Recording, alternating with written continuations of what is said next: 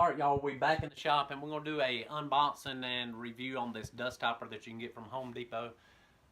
There's only two main saws that creates the most dust in my shop, and one being the table saw and the other one being the miter saw. And y'all can see behind me that this dust hood that we build around it, it does an awesome job. So just every once in a while you can take your shop vac and clean the inside out.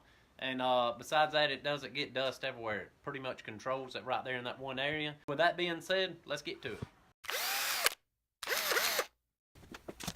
So while I was trying to figure out which one to buy, there was pretty much two different types. And one was this type that you can find at your Home Depot store. And the other one was the Dust Deputy Cyclone. If you have a shop vac and don't have a separator hooked to it, this is pretty much what you're going to have to deal with all along. At least when the container's full. Not even halfway through filling the container up, it starts to lose suction.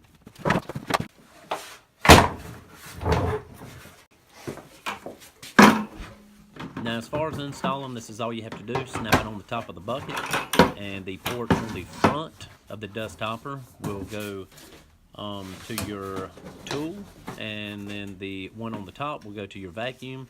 You don't have to use the 90-degree elbow, but I guess in some people's case it might help out. It does recommend that you use a shop vac that's at least 4.5 horsepower. I'm not sure what would happen if you used one lower than that, but the one I've got is a 6.0. That should be plenty enough for it. And I'm not sure what would happen if your shop vac had a smaller hose than the 2.5. I don't know if it would restrict it a little bit or not, so can't really say about that. But anyhow, so far this one's doing a good job, and you can see in the picture there where the dust is entering the Dust Deputy.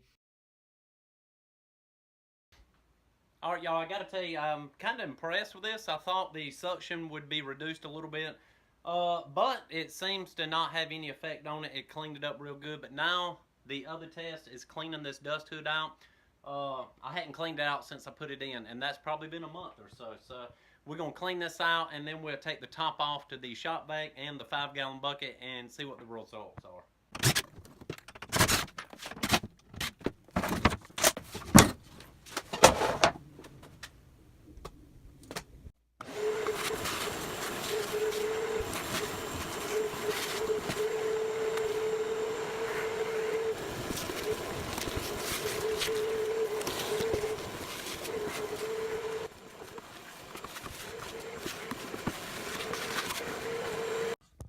Alright y'all, I'm going to let y'all check this out for yourself.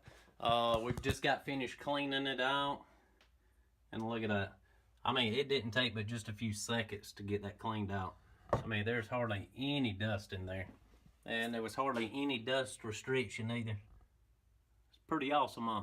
I mean, that just takes a very few minutes, you know, and you don't have to do this, but I don't know, maybe once a month. It depends on how much you use your saw. But anyhow, we're going to take a look at the dust in the shop vac and also in the bucket.